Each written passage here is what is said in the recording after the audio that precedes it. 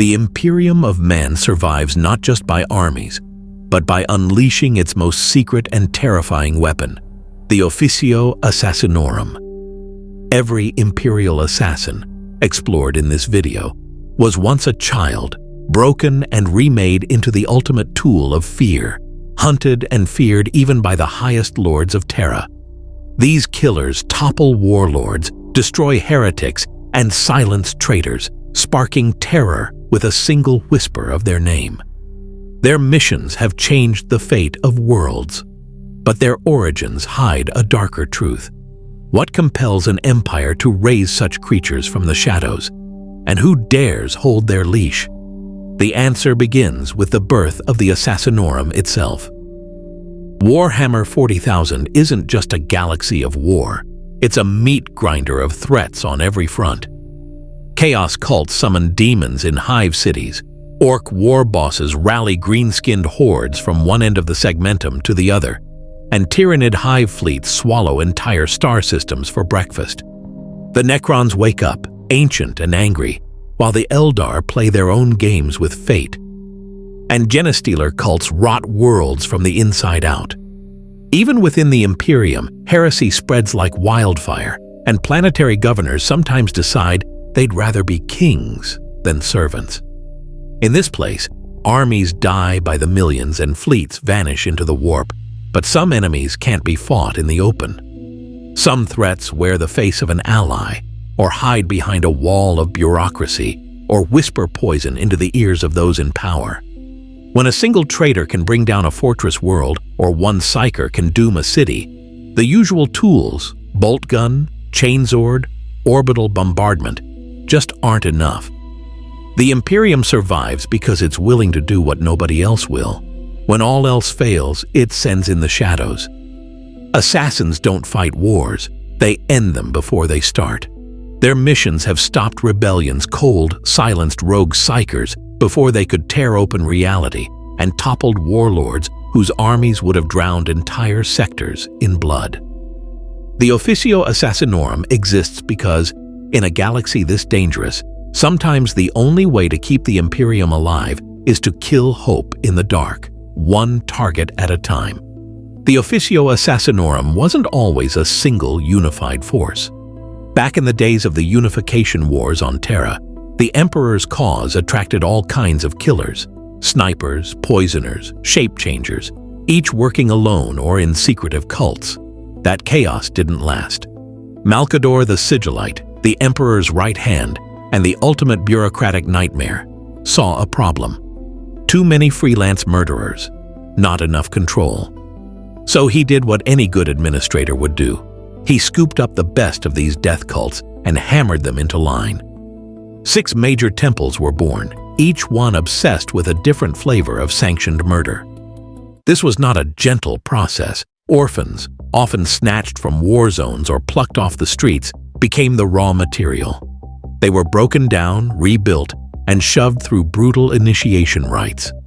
Each temple had its own rituals. A Vindicare recruit might spend weeks in silent meditation, reciting oaths over a sniper rifle. A Callidus hopeful would survive a night on polymorphine, shifting faces until they forgot their own. The ones who made it through became living weapons, bound by sacred oaths and endless training. Malcador's genius wasn't just in picking the right killers, it was in giving them structure.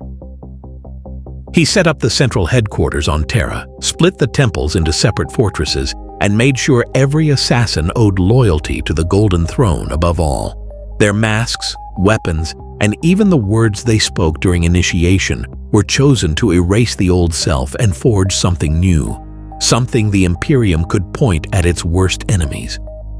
By the time Malcador was done, the Assassinorum wasn't just a tool, it was a warning.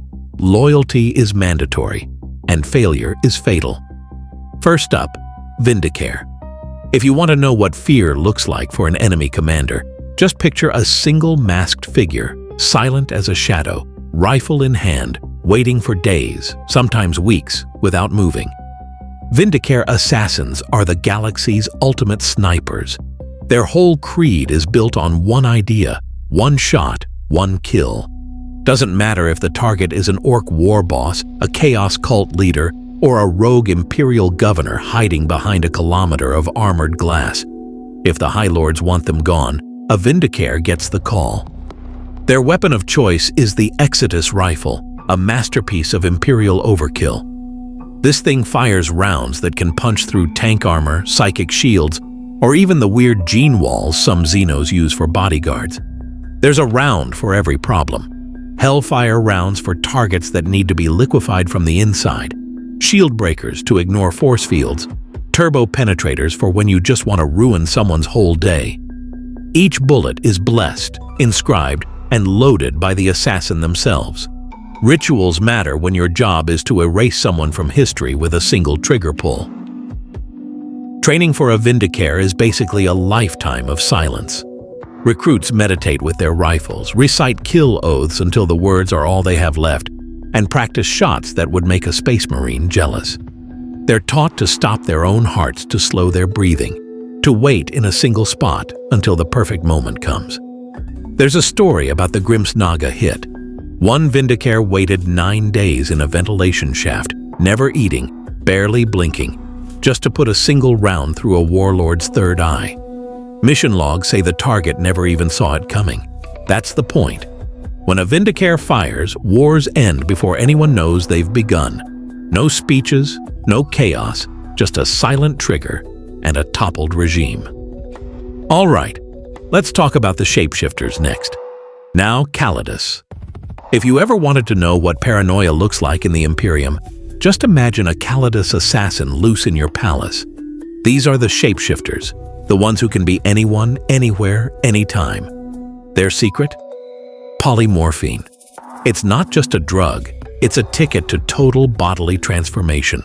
Gender, height, bone structure, voice, even fingerprints, gone. They burn away their own identity until there's nothing left but the mission. Some Callidus assassins don't even remember their original faces. The training is so intense that recruits spend months in isolation, learning to lie with every cell, every word, every breath. Their voices can mimic anyone thanks to vocal implant surgery. Their minds are scrubbed and rewritten over and over, until loyalty to the Golden Throne is all that's left. But here's the thing. Polymorphine isn't exactly safe. Too much, and your body forgets what it's supposed to be. There are Callidus agents who've spent so long as someone else. They've lost themselves for good. It's a high-wire act, but the payoff is huge. When the Imperium needs a regime toppled or a cult destroyed from the inside, they send in a Callidus. They've replaced planetary governors, high-ranking generals, even other assassins. There's a reason the phrase, "trust no one," is basically an Imperial motto. The most infamous Callidus kill? That's easy. Meshen, the assassin who took down Conrad Kersey, the Night Haunter himself. Kersey saw it coming, literally. He let Meshen get close, let her slip through the shadows of Nostromo, and when the moment came, he didn't even resist. One strike, and a Primarch was dead. The galaxy got a lesson. Not even demigods are safe from the faceless. After that, the Night Lords fractured, and every rebel leader started sleeping with one eye open. Subtlety, patience, and the art of becoming the enemy. That's the Callidus way. All right, enough whispers and masks. Time for something a little louder. All right, time to turn up the volume. Eversor assassins are what happens when the Imperium decides subtlety is overrated and just wants everything dead, fast. Imagine a killer so amped up on combat drugs and neural rewiring that he makes a corn berserker look chill.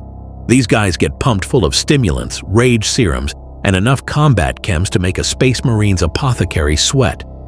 Once the cryopod opens, it's basically a one-man apocalypse. The Eversor doesn't sneak in. He erupts. Target, bodyguards, bystanders, everyone in the blast radius is fair game. There's a reason the Helios Gate incident is infamous. One Eversor was dropped into a cult stronghold, and by the end, there wasn't enough left of the enemy to fill a reliquary. When he finally went down, his body's chemical failsafe triggered a bioexplosive meltdown, vaporizing the entire sanctum. The message? If you see an Eversor coming, run. Actually, don't bother, you won't make it. But if Eversor is all rage and carnage, the Culexus temple is pure nightmare fuel for anyone with even a hint of psychic ability. Culexus assassins are blanks, pariahs born without a soul, which in 40k means the warp can't even see them. To a normal person, standing near a Culexus is like staring into an abyss that stares back and makes your skin crawl. For Psykers, it's much worse. Their presence causes nausea, hallucinations, sometimes even death before a shot is fired. They wear the Animus Speculum, an arcane skull helm that focuses their null aura into a psychic black hole. The Siege of Eurydice?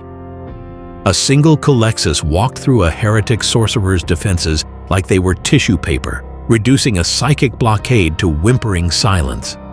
Even friendly troops have been known to break ranks and flee just from being in the same room. Eversor is terror you can see. Culexus is the horror that makes the warp itself want to hide under the bed. And yes, the Imperium keeps both on speed dial, just in case subtlety fails. Venenum assassins are what happens when the Imperium wants someone gone, but doesn't want anyone to know how or even if it happened. Forget the drama of a sniper's bullet or the spectacle of a berserker's rampage. These are the poison artists, the silent chemists who kill with molecules, not noise. Their training is a crash course in toxicology, Xenos biology, and the fine art of making a murder look like a bad meal or a long overdue heart attack. Initiates survive their own initiation by drinking slow-acting toxins and building up immunity, just in case they ever taste test their own work by accident. Their arsenal is a walking laboratory. Micro-needles hidden in rings, airborne venoms that dissolve before an autopsy, even toxins harvested from tyrannid bioforms or dark elder pets. If it's dangerous and hard to trace, Venenum has bottled it. Sometimes they'll lace a target's favorite wine with a neurotoxin that takes weeks to act, just to throw off suspicion. Other times, it's a handshake. Skin contact poison absorbed in seconds, undetectable by Imperial medici. The most infamous case? Cardinal Astral Draken. He was a power broker in the ecclesiarchy, untouchable by normal means. The Venenum assassin slipped through his security, dosed his personal incense with a Xenos-derived nerve agent, and walked out before the Cardinal's lips even turned blue. The fallout was legendary, High Lords finger-pointing, the ecclesiarchy screaming about sorcery, and nobody able to prove a thing. That's the Venenum signature, a corpse, a mystery, and a whispered warning that the Emperor's reach is everywhere. While the other temples make headlines, Venenum prefers the quiet kill. Their message is simple. If you're marked, not even your own blood is safe. Alright, time to trade vials for data. Let's talk information warfare. Venus assassins are the ones you never see coming, because most of the time they're not even in the room. Forget knives and poisons. Venus kills with data, algorithms, and the kind of logic viruses that make an entire planet forget which way is up. Their recruits grow up with neural jacks drilled into their skulls, trained to read a data stream the way a Callidus reads faces. By the time they're unleashed, they can crash a planetary economy before breakfast and have the defense grid shooting at its own ships by lunch. Take Malanax. The defenders thought they were safe behind orbital shields and a loyal PDF.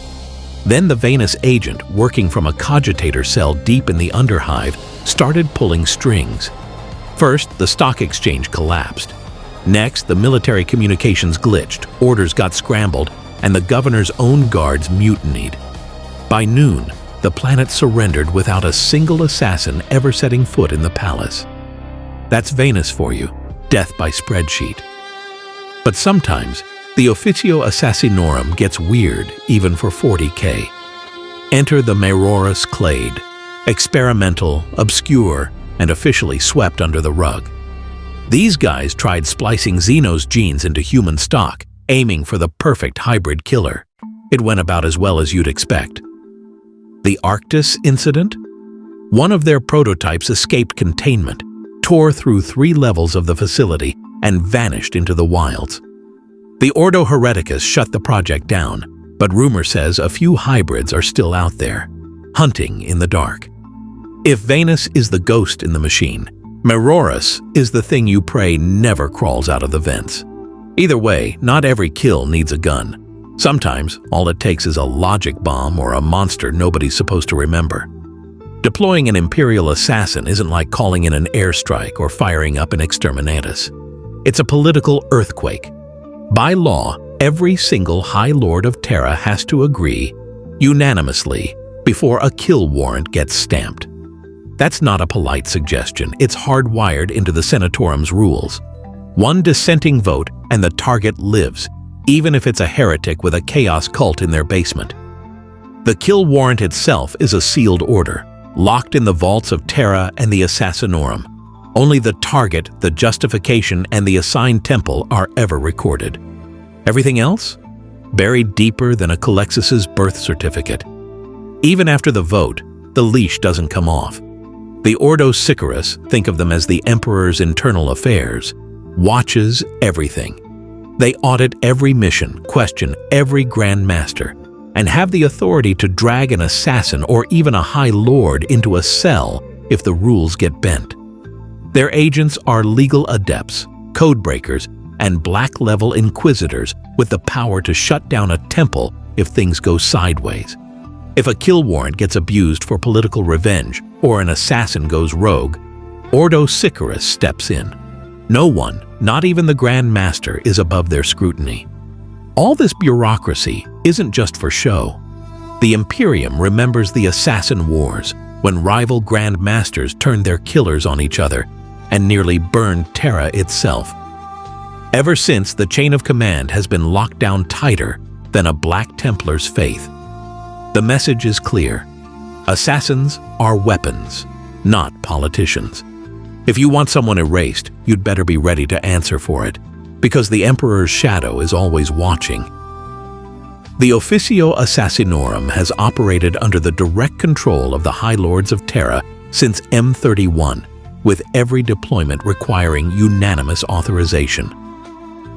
Throughout 10,000 years, documentary records confirm assassins have eliminated warlords, heretics, and even Imperial officials.